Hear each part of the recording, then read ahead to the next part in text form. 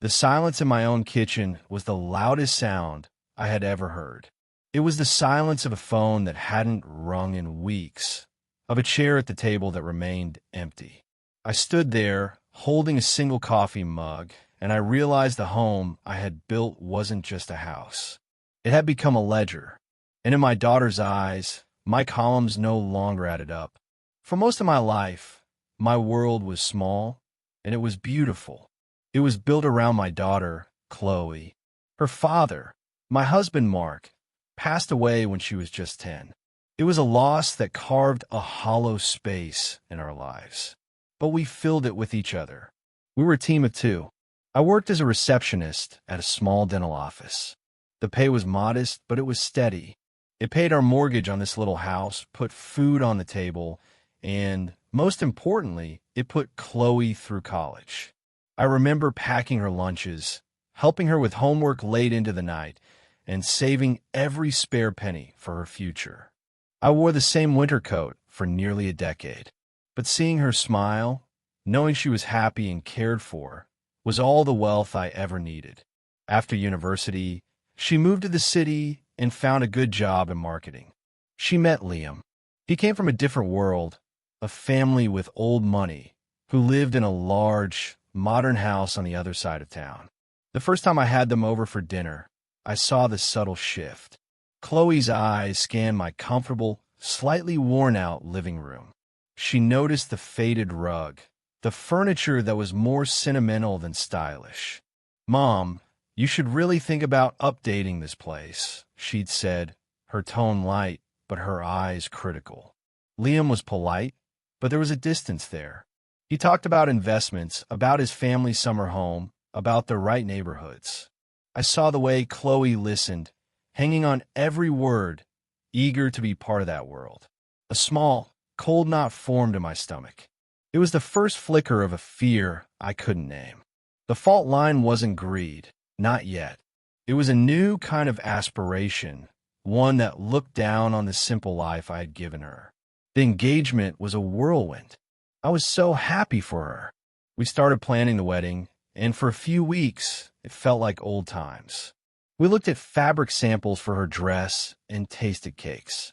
Then, one afternoon, she and Liam sat me down at my own kitchen table. Their faces were serious.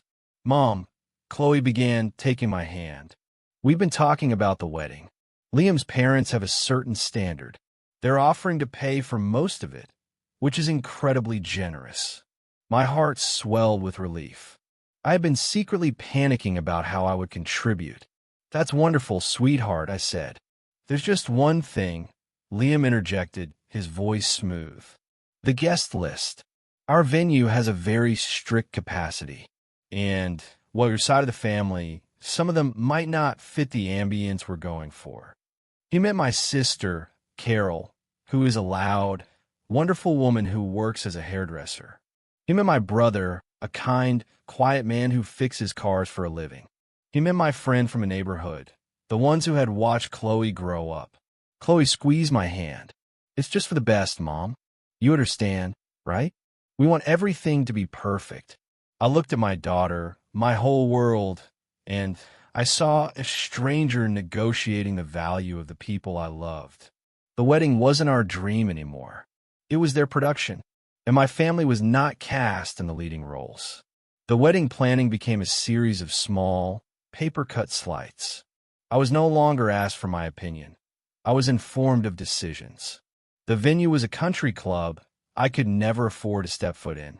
The dress she chose cost more than my car.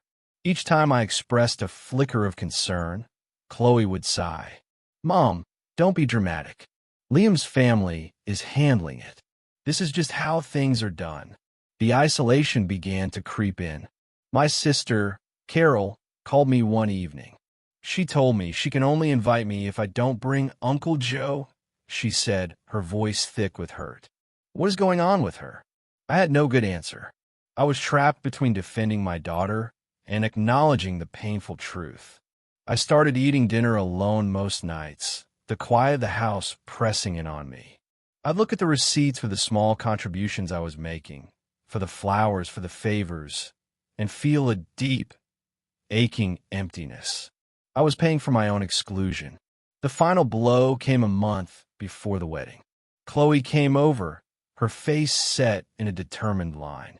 "Mom, we need to talk about the house." My heart skipped a beat. "The house?" "Yes. Liam and I are looking at properties, and the market is insane. This neighborhood, it's not appreciating like others. We think you should sell. You could get a nice little apartment, be free of the upkeep. And with the profit," she paused, choosing her words carefully, "you could contribute more meaningfully to our future. A down payment for a better home for us." I felt the air leave my lungs. This house was my anchor. It was where I had built a life with Mark. It was where I had raised Chloe. Every scratch on the floorboard was a memory, and she saw it as an underperforming asset, a stepping stone for her new, upgraded life. I was too stunned to argue. After she left, I felt a profound numbness. I wandered through the rooms, touching the walls, feeling the ghosts of my past. In a daze, I went up to the attic, to an old trunk where I kept Mark's things. I needed to feel close to him, to the man who had loved this home as much as I did. I pulled out his old sweaters, the scent of him long faded. Underneath them was a small, locked metal box. I had forgotten about it. I knew where the key was, taped to the back of his old watch in my jewelry box. With trembling hands, I retrieved it and opened the box. Inside, there were his old letters to me, some photos, and a single, thick envelope. On it, he had written in his familiar, slanted handwriting, "For my girls." For a rainy day, tears welled to my eyes as I opened it. It wasn't a will. It was a life insurance policy I never knew existed. A policy he had taken out secretly in his final year, when he must have known he was sicker than he let on. The beneficiary was me, and the value was substantial. It wasn't a fortune, but it was more than enough to pay off the remainder of the mortgage and live securely for the rest of my life. He had been quietly strategic, loving us from beyond the grave.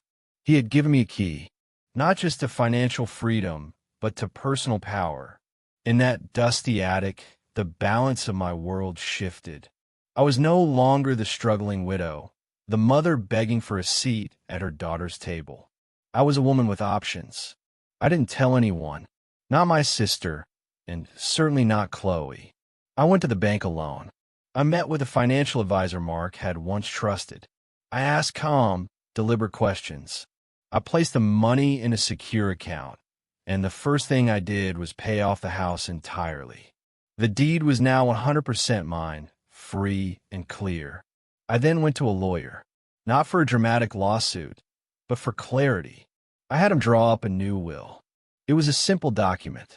It left the house and the remainder of the money in a trust. The trust would be managed by a third party with clear instructions. It could be used for my care if I needed it, and whatever was left would go to several charities that supported single mothers and children's education.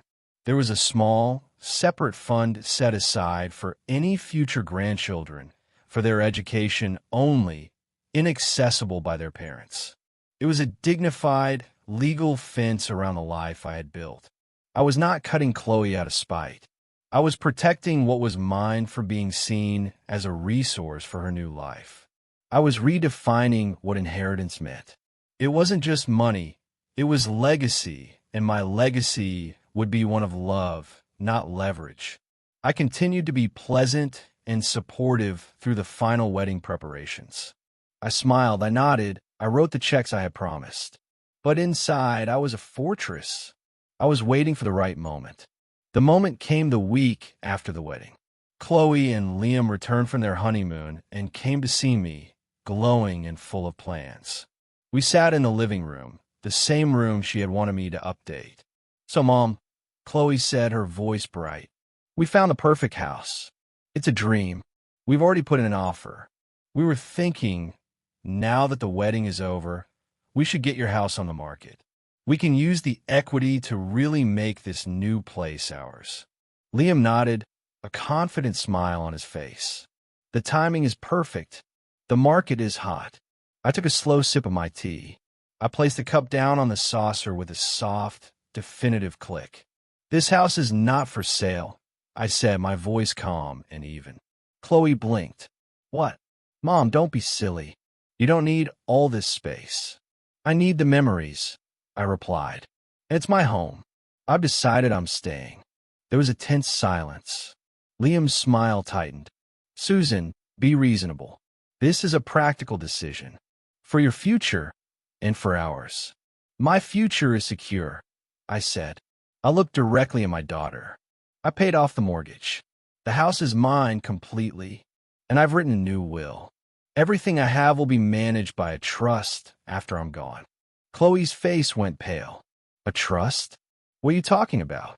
Why wouldn't you just leave it to me?" I looked at her, my heart aching but my resolve firm.